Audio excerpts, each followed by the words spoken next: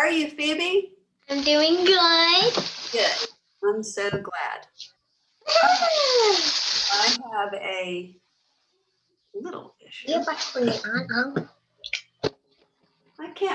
have a little issue. I haven't been able to find my teaching notebook. Oh, I know exactly where I put it. Okay, hold on.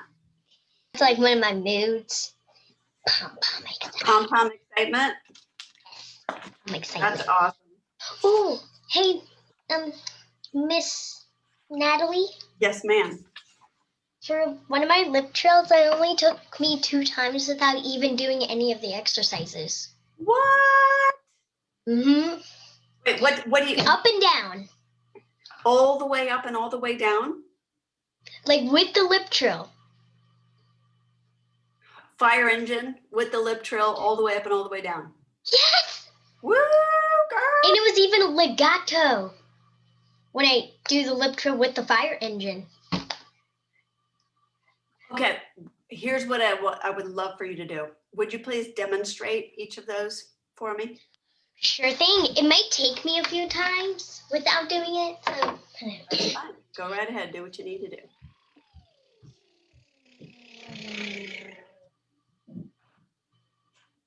Oh, right.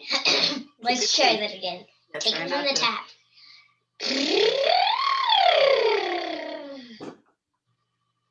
Okay. You went up, way up into your head voice or your birdie voice or whatever you want to call it. That was your full range, girl. That's nice. Did you do the upside down stuff this week at all? Like go yes, I did. Okay. What happened with those experiments?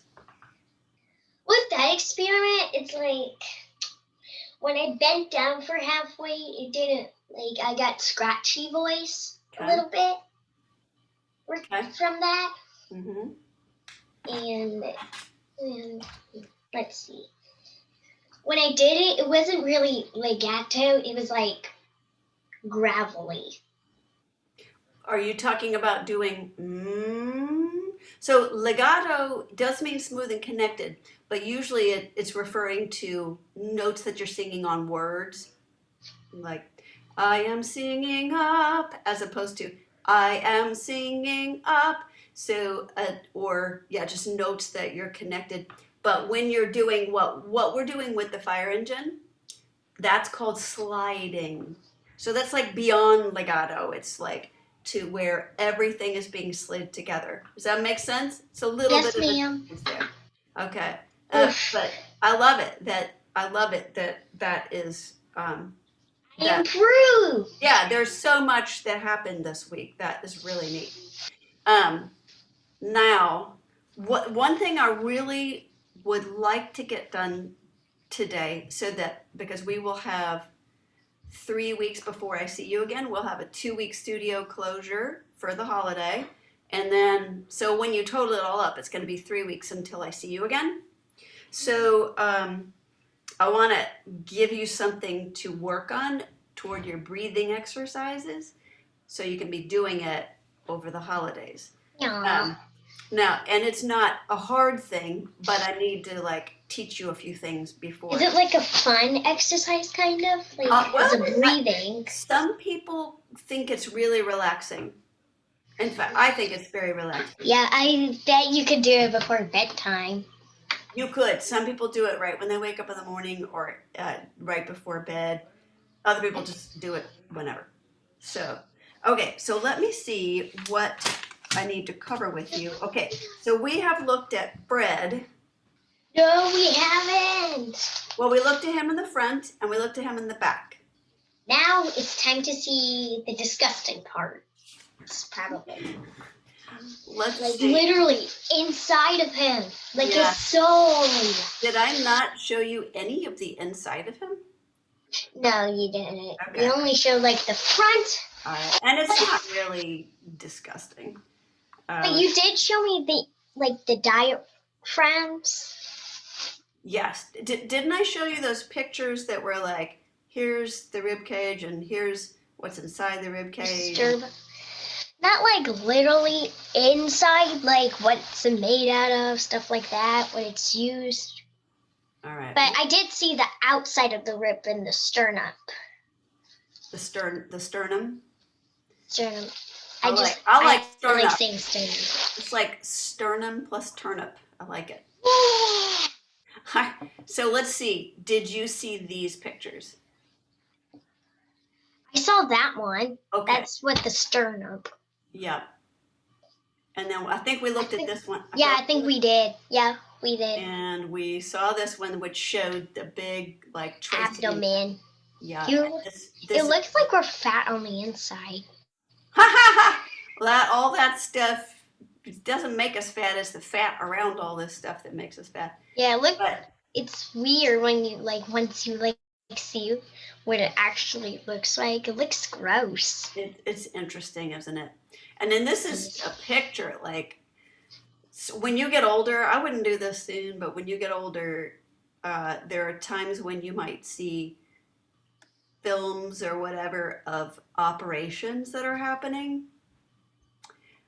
It's a whole nother level. It takes it to a whole nother level because there's like, there's blood all in the body and stuff. So it's like, oh, I never thought about that.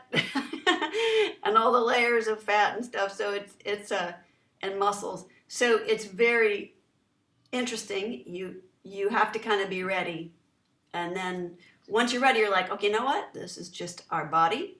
And that's what it looks like on the inside. We don't normally get to see it. I'm looking at it right now.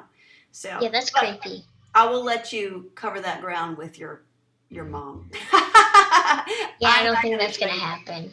So now, do you remember the name of this big muscle up here? No. The diaphragm. Diaphragm. There's the liver. The big stomach.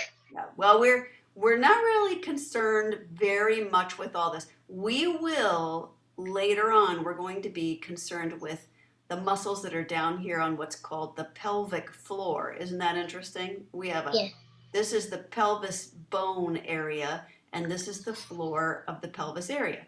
So now that is very important for singing, for holding long notes and for singing high and stuff, but we'll get to that later in time. Yep, we'll get to that in time. So it's just so you know where it is and what we're talking about. There it is, okay? Okay. But for right now, and what I'm going to teach you that you're going to work on over the holiday is going to use these muscles, the ones that are in between the ribs. See those muscles in between? I do. Those little pink things.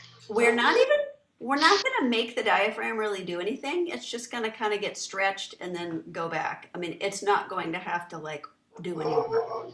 We're going to make I hear you, doggy.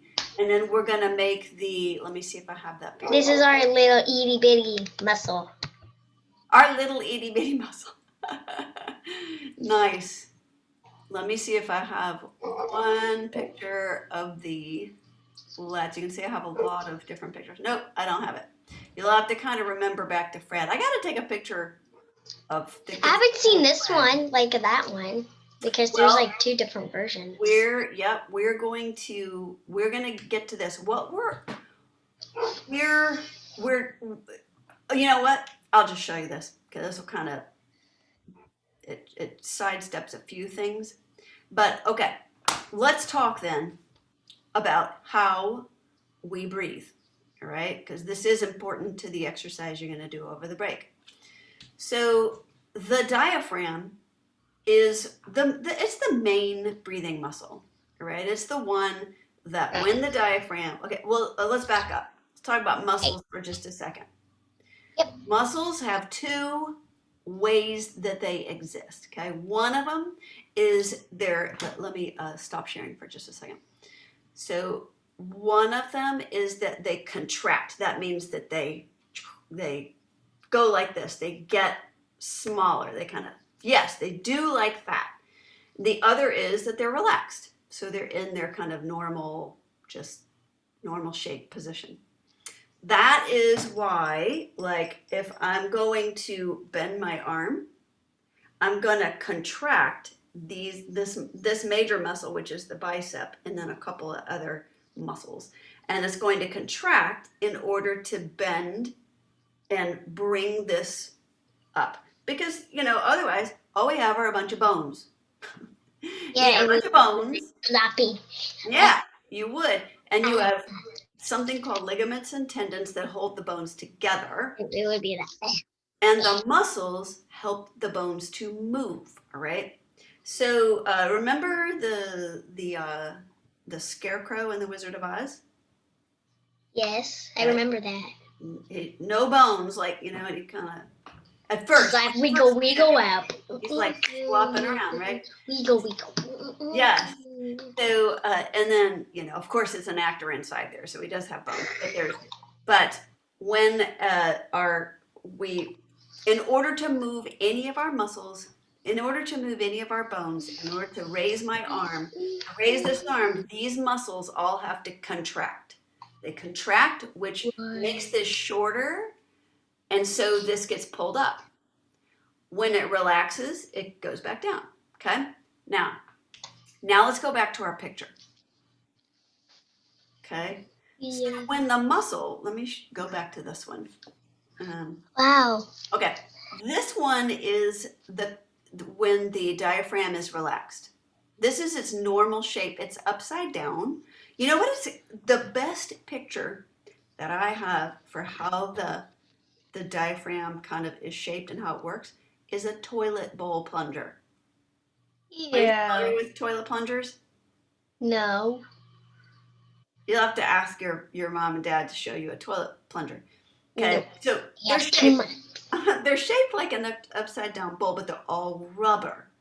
And when, too much stuff, let's just say, gets stuck in the toilet tube, you put that in there and the rubber, you push it up and down, and that will push the water and the air down, and it'll move the stuff that was stuck in the tube, and it'll let it flush down. Okay, so you'll learn more about that when you get older.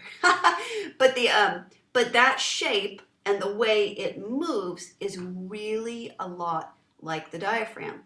Not only is it the shape and the way it moves, but what it does. So when you take a toilet plunger and you actually you push like if I had a stick right here, are you able to see where my arrow is pointing? Yeah, where my cursor is pointing. So if there was a stick right here and I was pushing down instead of this arrow that's pushing up, just ignore that, pretend like it's not there. If I had a stick that was attached to the very top of the diaphragm, and I'm pushing down on it, it would push down like this. Okay, so my stick has pushed this down. So, but in the case of the diaphragm, it's a muscle and it doesn't need a stick. Okay, it contracts, and when it contracts, it gets smaller. When it gets smaller, the height of it's going to go down because it's getting smaller and smaller and smaller. It's like have you ever played with Shrinky Dinks? No. Okay, all right. I don't even know what those are. Oh, time to go to the craft store and get some Shrinky Dinks for the holiday. You would love them. They're so much fun. They're basically plastic sheets of paper. You can draw on them in any way you want. You cut them out, you bake them in the oven, and the heat makes them go shh. And so they turn out hard and colored and like a little ornament. Like you can hang them on your window. Oh, you can also make them as crayons? Well, except they don't color. They're just hard plastic. But you have colored them in advance, so they don't look super colorful when they're big and flat. When you shrink them down, they become very vibrant colors. It's really fun. I'll try to. Oh, I've played drew around with them, but I never put them on the oven. I will mention to your mom, or if you have a piece of paper, write down Shrinky Dinks. Shrinky Dink. Shrinky. Okay. Got it. Okay, but that's beside the point. Okay, let's get back to the actual thing here. So kind of like a Shrinky Dink, shrinks up in the oven. the diaphragm, when it Still got contracts, my muscle. okay, it gets, so when it contracts, it gets smaller. When it gets smaller, it's able to go down lower.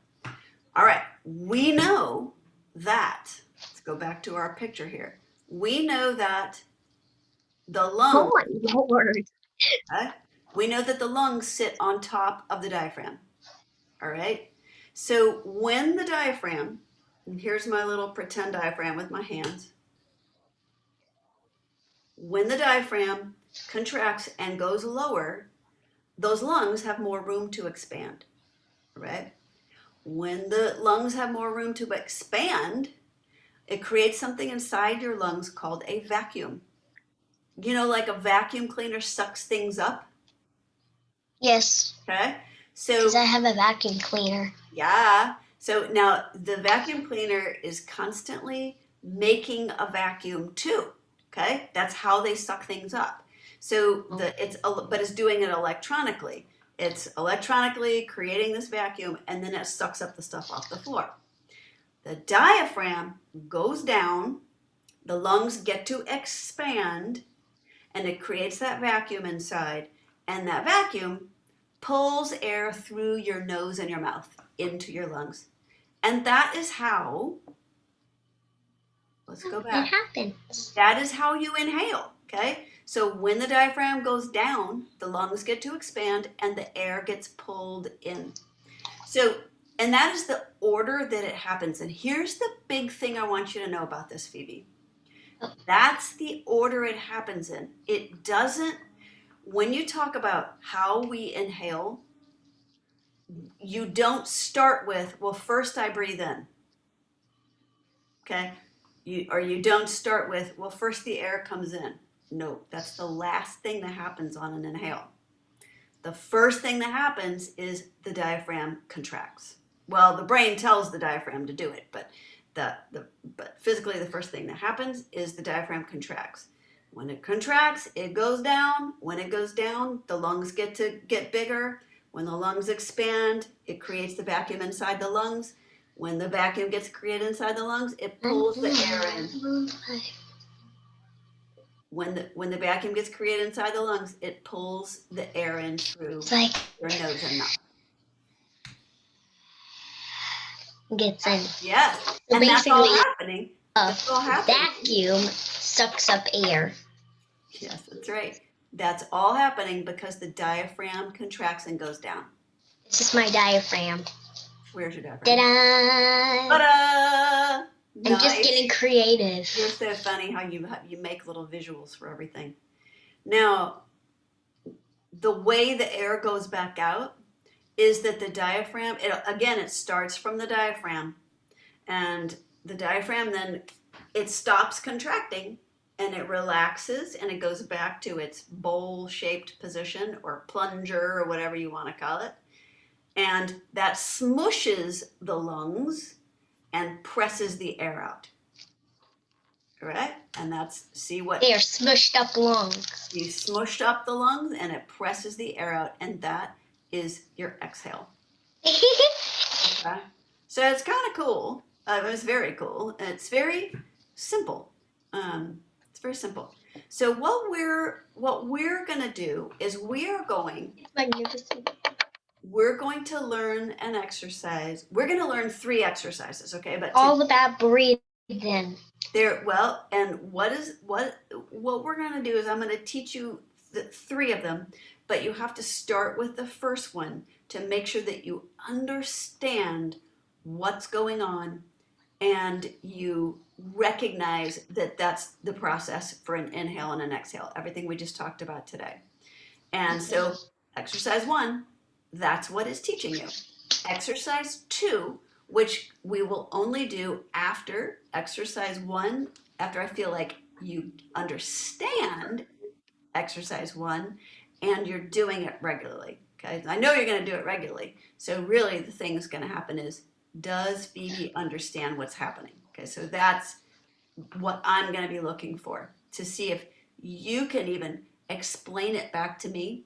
So this week, what I would love for you to do is to maybe listen back to the video again to where we were just talking about the inhale and the exhale and the diaphragm and the contraction and all that kind of stuff and the order and how things happen, the order that things happen.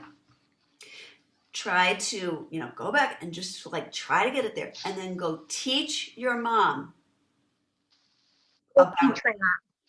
I will teach my mom because that. my mom and Miss Amy, that's my mama. That's your My mom. other mom, don't tell her I said this, but she's quite stubborn. Oh no. Oh Forgets to no. breathe sometimes. You're so funny. That is very funny. So I will teach that to my mom. Okay. So then she can actually start breathing whenever she gets frustrated. Okay. So now, where was I? Okay. So Exercise number 1 of breathing. yeah, Life. the three exercises happen in order. Like we won't go to 2 until I know you've got number 1. Then number 2 is about building the muscles and sorry. That's okay. And understanding more of the process. Then all right, here's the lungs. This is my lungs. Okay. AKA. This is second lung. This is lung number 1. This is lung number 2. That's so funny. You know what? I need to get? I need to get like a squishmallow of lungs. I wonder if those exist. I'm gonna write that down. No, they don't. A squishmallow? Hold on.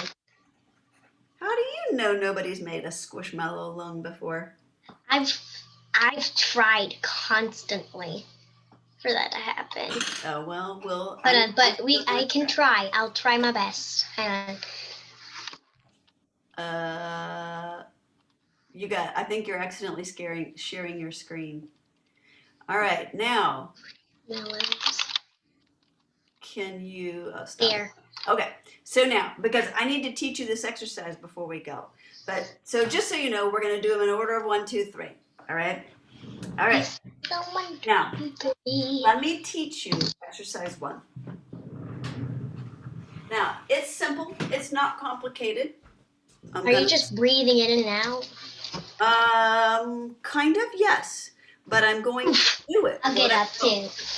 What we're going to do in exercise 1 is we are going to we're not going to let the diaphragm contract.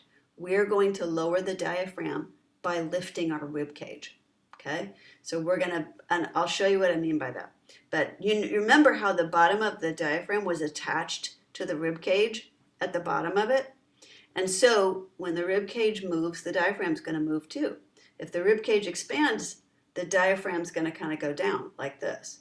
If the rib cage goes back to its normal position, the diaphragm's going to go back up. Okay? So our breathing exercise is going to go like this. Let me do it for you, and then I'll kind of talk you through it. And then if you want me to do it again, I'll do it again. If you want to try it, you'll try it then.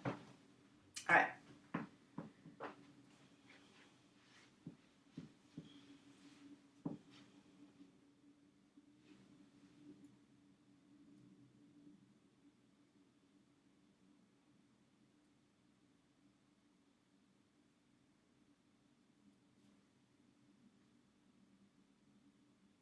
I'm going to turn to the side so that you can see me do it from the side.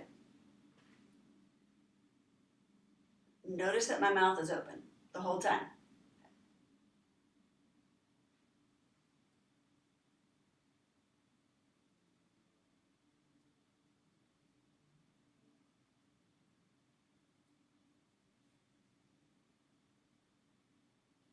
Okay, so here's how 3 in a row would look.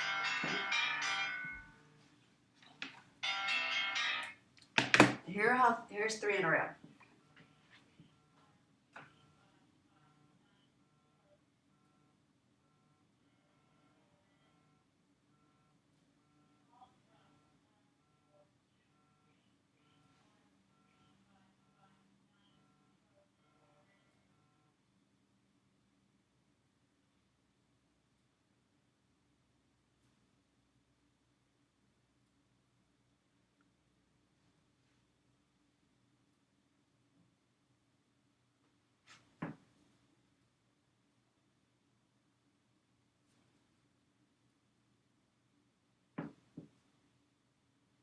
Exactly.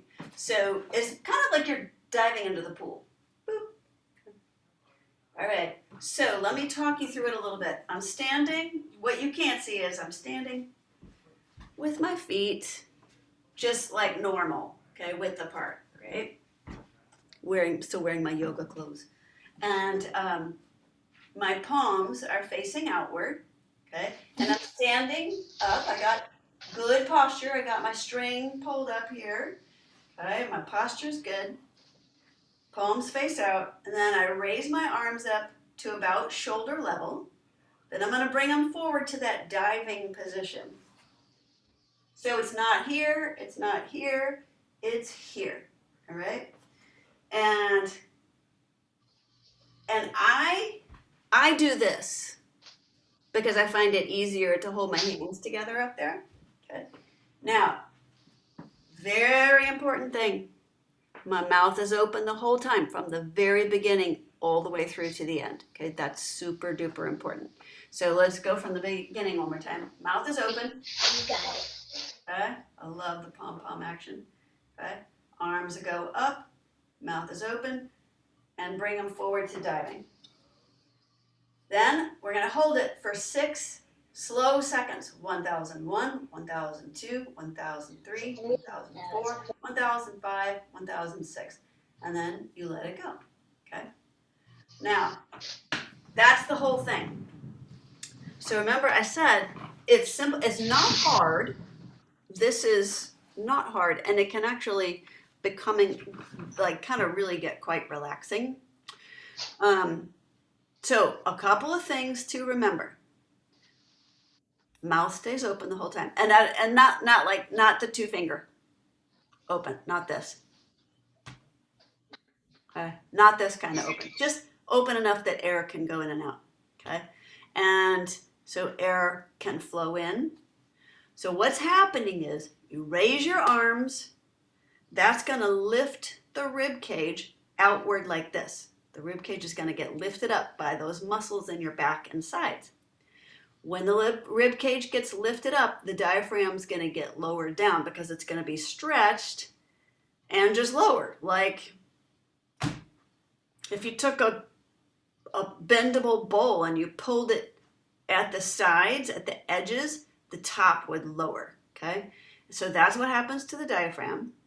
And when we do that, the lungs get to expand. They get more space. They get to expand. When they expand, they create that vacuum gets created, and that's going to pull the air in. So you're going to feel the air flow in through your lips. You are not going to suck it in. Don't suck the air in. You don't want to hear this. And you don't want to blow it out. Okay? You want to let the air flow in and then flow out based on just you moving your arms up and down and what that does to your diaphragm. Okay? Can I see you do it?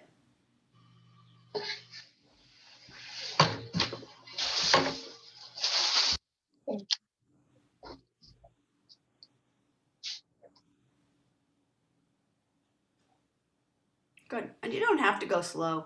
I was kind of going slow to show you the motions. Make sure you keep your mouth open the whole time.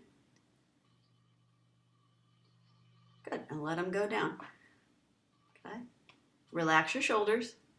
Good. And do another 2 for me. Mouth open. And remember, don't suck in air. Don't try to pull in air. You're going to let the air come in. 4, 5, 6. And now let them go down. Good. Let the air flow out. Don't blow it out. And go again. Good. Let the air flow in. 1, 2, 1003, 1004, 1005, 1006. Let it go down. Great. Good. That looks really good. So do that 20 times a day. Whoa. It really doesn't take very long at all. It's like you just did 2 and it took like no time. Normally I start adults at 30. It takes about 5 minutes to do 30. So it'll probably take you 3.5 minutes or so. Not very Okay. much. And you can do them whenever you want. You can do them when you practice. You can do them when you get up. You can do them when you go to bed. Doesn't matter. But after 10, rest for 30 seconds or something like that. And then resume and do the next 10. Sound good? Sound good. Do you have any questions of any type about this or anything else? Well, I do have one question. Okay, what's that? Is the homework just for like the breathing exercise, and do we have to do the observations for the breathing You exercise? don't have, well, you know what? You're probably going to kind of automatically do observations. Because now you're like teaching Okay. yourself to be looking and listening and feeling and being like, what's going on? You should definitely be aware. If something like something happens, you notice something that you're like, ooh, I want to tell Miss Natalie about that, or just something that you're like, okay, that was something that was interesting. I couldn't even tell you what that would be. But if you're like, that was interesting while you're doing those exercises, write it down in your observations.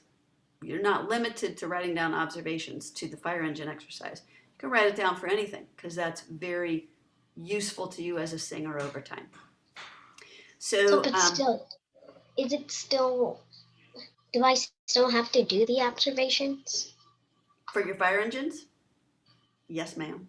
Okay, because I didn't know. Yes. Keep doing your observations for your fire engines and keep doing all your exercises. So you're adding this.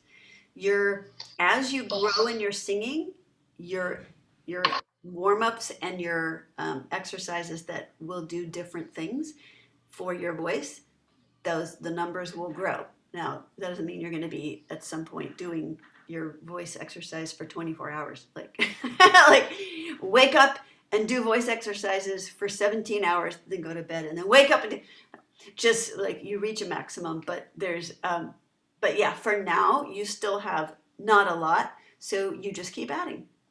So, assuming like there's not gonna actually be a 17-hour singing practice. There will not be. Okay, good, because I have school. Yes, yeah. Yeah. And that would be bad, and then you would get me in trouble. It's not going to happen.